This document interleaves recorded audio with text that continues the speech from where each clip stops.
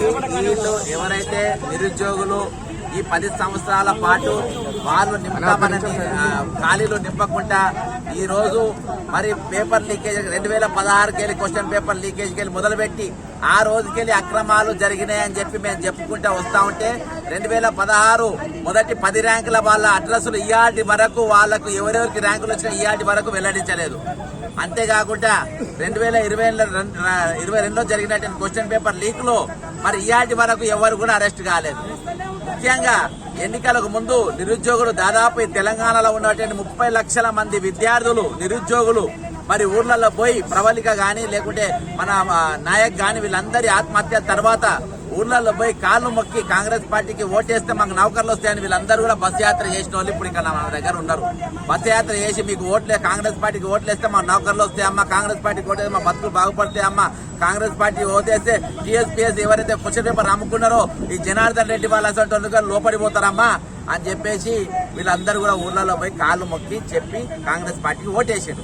ఓటేసిన తర్వాత ఈ రోజు వరకు ఏమైంది? 1 ఇయర్ అంటే సంవత్సరం లోపు 2 లక్షల పోస్టులు నింపుతామని చెప్పిండ్రు ముఖ్యమంత్రి రేవంత్ రెడ్డి గారు తమ మేనిఫెస్టోలో. అంతేకాకుండా మెగా డిఎస్సి 20,000 పోస్టులు నింపుతామని చెప్పి manifesto page number 34 point number 4లో చెప్పిండ్రు. నేను 100 రోజులలో నింపుతామని చెప్పిండ్రు. కేవలం 11,000 కూడా నీ గురువు చంద్రబాబు నాయుడు ఆంధ్రప్రదేశ్ లో మొదటి సంతకం దాదాపు 17,000 మెగా టీఎస్సీ పోస్టులు అక్కడ నిన్న విడుదల చేసిండు. మరి నీ గురువు ఏం నేర్పిండు, నువ్వేం నేర్పించడం మాకు అర్థమైతలేదు. ఈ రోజు నీకు చేతనైతే లేదు. ఏ డిపార్ట్మెంట్ లో ఎన్నెన్ని ఖాళీలు ఉన్నాయో తెలుసుకున్న చేత కాదు. నా దగ్గర ఉన్న డిపార్ట్మెంట్ వాళ్ళు నాకు ఇంటలేరు అనుకుంటున్నావో ఏమో, నా దగ్గర ఉన్న అడ్వైజర్లకు తలకాయ ఉందో లేదో నాకు తెలియదు అని చెప్పి ఈ రోజు వరకు నువ్వు డిపార్ట్మెంట్ వైజ్ గా ఎన్ని ఖాళీలు ఉన్నాయో ఆ ఖాళీలు వెల్లడించలేదు. ఈ తెలంగాణ ముఖ్యమంత్రి చేత కాదని మరి నేనే స్వయంగా ప్రతి డిపార్ట్మెంట్ లో కొంతమంది నిరుద్యోగులతో జరుపుకొని ఏ డిపార్ట్మెంట్ లో ఎన్ని ఖాళీలు ఉన్నాయనేది దాదాపు 267,036 పోస్టులు మరి మేము ఈ రోజు ఖాళీలు ఉన్నాయని చెప్పేసి నిన్న చీఫ్ సెక్రటరీ కూడా ఇవ్వడం జరిగింది. 267,316 పోస్టులు ఖాళీగా ఉన్నాయని. ఎందుకు మేమేం చేసినాం అంటే మా దగ్గర యంత్రాంగం లేదు, ప్రభుత్వం లేదు, మా దగ్గర అధికారులు లేరు, మా దగ్గర సర్వే చేయడానికి ఎవరు సర్వేయర్ లేరు. అయినా కానీ మేము సొంతంగా ఈ రోజు డిపార్ట్మెంట్ వైజ్ గా ఎన్ని ఖాళీలు ఉన్నాయని చెప్పేసి మేము తయారు చేసినాం. నిన్న చీఫ్ సెక్రటరీకి ఇచ్చినాం. ఈ రోజు ముఖ్యమంత్రి కూడా ఇక్కడ ఉన్న నిరుద్యోగులందరూ కూడా ఈ రోజు ఆస్పిరెంట్స్, వీళ్ళు నిరుద్యోగులు అన్నట్టు వీళ్ళు ఆస్పిరెంట్స్, వీళ్ళందరూ కూడా ముఖ్యమంత్రి గారికి ఇవ్వడానికి వచ్చారు. ఈ రోజు వీళ్ళు అయ్యో బాబు మాకు 1,00,000 పోస్టులు కాదు, కనీసం 2,000-3,000 పోస్టులుగా నింపమని చెప్పి వీళ్ళు రోజు అడగడానికి వచ్చారు. 2,000-3,000 ఓట్లు కాదు ఈ రోజు మేము పోస్టులు కాదు, మొత్తం 2,27,316 పోస్టులు సంవత్సరం లోపు నింపాలి ముఖ్యమంత్రి రేవంత్ రెడ్డి గారు అని చెప్పి డిమాండ్ చేస్తున్నా. గత ప్రభుత్వం 37 జిల్లాలు 33 జిల్లాలు పెంచడానికి చేతనైంది, కానీ ఉన్న పోస్టులు పెంచడానికి ఆ రోజు ప్రభుత్వానికి చేత కాలేదు. ఈ రోజు మేము ఒకటే డిమాండ్ చేస్తున్నాం. ఈ రోజు నిన్న జరిగిన ఎంత భయంకరంగా జరుగుతుందంటే మహేందర్ రెడ్డి అనేటోడు మొన్నటిదాకా అందరు పోలీసులను అరెస్ట్ చేస్తుంది, కానీ అప్పుడు పెద్ద ఫోన్ స్కామ్ లో ఉన్నటువంటి ఫోన్ ట్యాపింగ్ లో ఉన్నటువంటి మహేందర్ రెడ్డి రోజు డీజీపీగా పనిచేస్తుండు. ఆయన నిన్న కీ విడుదల చేసిండు. ఇది కీ వెబ్ నిన్న ఫస్ట్ గ్రూప్ 1 కు వెబ్ నోటీస్ ఇచ్చిండ్రు. ఇది గ్రూప్ 1 కు సంబంధించిన కీ. అదేందా దీంట్లో ఓఎంఆర్ షీట్ పెట్టలే అంటే మళ్ళీ ఏదో స్కామ్ జరిగిందని నాకు అనుమానం. ఇది పెట్టిన మళ్ళీ ఇమీడియట్ గా తీసేసిండు, బయట వెబ్ లో పెట్టిండ్రు, తీసి పడేసిండ్రు. ఎందుకనంటే అదే దొంగలు అప్పుడున్న దొంగలు ఇవాళ కూడా కంటిన్యూషన్ అవుతుందనే ఉద్దేశంతో ఈ రోజు పెంచిండ్రు. కాబట్టి మేము ఈ రోజు ఒక యువ నాయకుడు అంటానంట రాహుల్ గాంధీ వచ్చినప్పుడు మ్యాచ్ ఫిక్సింగ్ కేసులు పెట్టుకుని జైలుకు పోయొచ్చున్నాడు అంటానంట.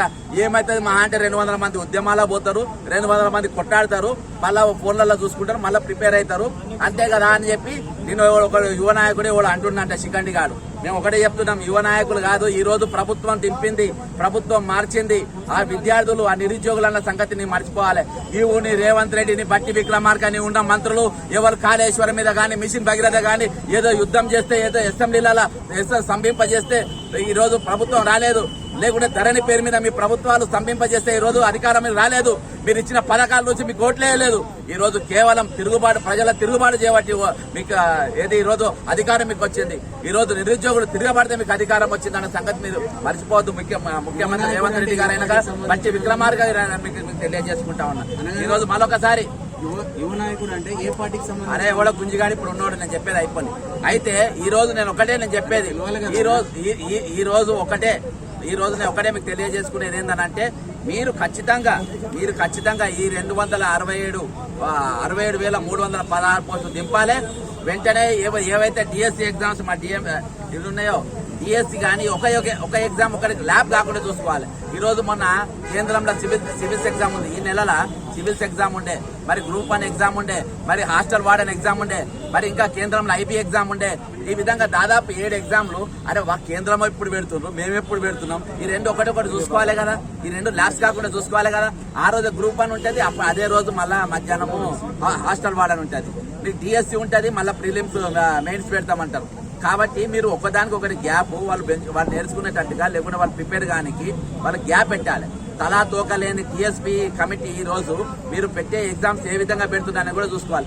ఈ గుంపులలో ఇట్లా అయిపోతే, ఈ గుంపులలో అయితే మేము చేసిన స్కామ్లు బయటికి రావన్నా. ఈ రోజు అప్రమత్తంగా ఉంటాం. మీ మీద అన్ని డిపార్ట్మెంట్ల మీద ఈ రోజు కండుపెట్టినాం. ఈ రోజు మీరు వెబ్సైట్లలో పెట్టి ఏం పెడుతున్నారు, ఏం చేస్తుండ్రు. ఈ క్వశ్చన్ పేపర్ ఇంకొకటి నాకు వచ్చింది. ఒక క్వశ్చన్ తప్పులు ఇచ్చిందంట కదా. నీకు కీ విడుదల చేస్తే ఒక క్వశ్చన్ తప్పు ఇచ్చిందంట. ఇవ్వడం ఆన్సర్ కూడా కీలో తప్పు ఇచ్చిందంట. అది నా మొబైల్లో ఉన్నది, నేను మళ్ళీ మీకు వెల్లడిస్తా. ఈ రోజు దాని వల్ల అనేక మంది ఈ రోజు నష్టపోయే పరిస్థితి ఉన్నది. మీరు కీ మళ్ళొకసారి నేను రేవంత్ రెడ్డి గారికి, టీఎస్పీ చైర్మన్ మహేందర్ రెడ్డి గారికి, మీరు పనికి రాని వాళ్ళు, మీరు ఆ కుర్చీకి పనికి మాని వాళ్ళు ఇద్దరు కూడా అయినా కానీ మీకు తెలుసుకుని ఎందుకంటే కుర్చీలలో మీరు కూర్చున్నా కానీ చెప్తారు. మీరు ఈ క్వశ్చన్ పేపర్లో ఏమేమి క్వశ్చన్లు ఇచ్చిండ్రు, దీనికి ఉన్న ఆన్సర్ నిన్న మీరు కీ విడుదల చేసిన ఆన్సర్లో కరెక్టా రాంగా మీరు ఇచ్చిన 2 నిమిషాలలో వాళ్ళు చూసుకున్నారు. అందులో మీరు ఇచ్చిన క్వశ్చన్కి ఆన్సరే తప్పు రాసిండ్రు. చాలా క్వశ్చన్స్ తప్పు రాసిండ్రు. ఈ రోజు ఏది మన అంతరంగం చంద్రయానం, అది చంద్రయానం పగలు పోయిందా రాత్రి పోయిందా? పగలు ఏ టైంకి వచ్చింది, రాత్రి ఏ టైంకి వచ్చింది? ఇవాళ తలతో తోకున్న క్వశ్చన్లు ఇవి. అటువంటి క్వశ్చన్లు ఈ రోజు ఇట్లా పెట్టడం జరిగింది. ఎందుకంటే వీళ్ళకి నౌకర్లు ఇచ్చుడు ఇష్టం లేదు. నౌకర్లు ఇష్టం ఎందుకు ఇష్టం లేదు అంటే వీళ్ళు కమిషన్లు ఇయ్యరు కదా జీతాలకి వెళ్ళి. వీళ్ళు జీతాలకి వెళ్ళి కమిషన్లు ఇయ్యరు. అదే మెగా కృష్ణారెడ్డికి 1,00,000 కోట్లు విడుదల చేస్తే ఆయన 10% 20% కమిషన్ ఇస్తారు. లేకుంటే రైతు బంధు పైసలు రైతు ఖాతాలలో వేయకుండా మనం కాంట్రాక్టర్ జేబులో వేస్తే ఆయన కమిషన్ ఇస్తారు ఎంతో అంత. అర్థమైందా? ఫైనాన్స్ మంత్రి గారు ఈ రోజు వీళ్ళు కమిషన్లు ఇయ్యారు కాబట్టి, నిరుద్యోగులకు మేము నౌకర్లు ఇస్తాం కమిషన్లు ఇయ్యారు కాబట్టి, వీళ్ళకి పైసలు విడుదల చేస్తే వేస్ట్ కాబట్టి మీరు వీళ్ళకు జీతాలు ఇవ్వకుండా ఇవ్వాల్సి వస్తాయనే ఉద్దేశంతో వీళ్ళకి నౌకర్లు ఇస్తారు. అంత మించి ఏం లేదు. నేను ఒకటి చెప్తున్నా, మీరు పెడుతున్న నోటిఫికేషన్ల కింద ఒక కాలం పెట్టుండ్రి. నౌకర్లు ఎక్కిన వాళ్ళందరూ మాకు 10% ఇవ్వాలి, మెగా కృష్ణారెడ్డి మాకు ఇస్తారు, మయోంస్ రామేశ్వరరావు ఇస్తారు, ఇంకా లొట్ల పొట్లం వాళ్ళందరూ మాకు కమిషన్లు ఇస్తారు. కాబట్టి మీరు కూడా ఇంకా చాలా మంది యూనియన్ లీడర్లు మాకు కమిషన్లు ఇస్తారు. కాబట్టి మీరు గొర్రెల పెంపకంలో మాకు కమిషన్లు ఇస్తారు. ఇల్లు అయితే కమిషన్లు ఇవ్వాలని మీరు అంటున్నారు కదా. ఇలా పెట్టుకుని మీరు కింద బాజాబ్తా ఏమని పెట్టుందంటే, నౌకర్లు వచ్చిన వాళ్ళు, ప్రభుత్వ నౌకర్లు వచ్చిన వాళ్ళందరూ కూడా రూలింగ్ గవర్నమెంట్ కు R tax, B tax, D tax 10% ఇవ్వాలని ఇవ్వండి. మా వాళ్ళు అంత ఇస్తారా? 10% ఇస్తారమ్మా? ఇస్తారా? అయ్యా నౌకరు ఇస్తామని చెప్పండి. మేము ఇస్తామంటారు వాళ్ళు కూడా. కాబట్టి మేము కూడా ట్యాక్సులు కడతాము. ఈ ఖాళీలు అన్ని నింపాలి అని చెప్పేసి ఇప్పుడు మా తరఫున మేము ఇచ్చిన రీప్రజెంటేషన్ నిరుద్యోగులందరూ పోయి లోపడి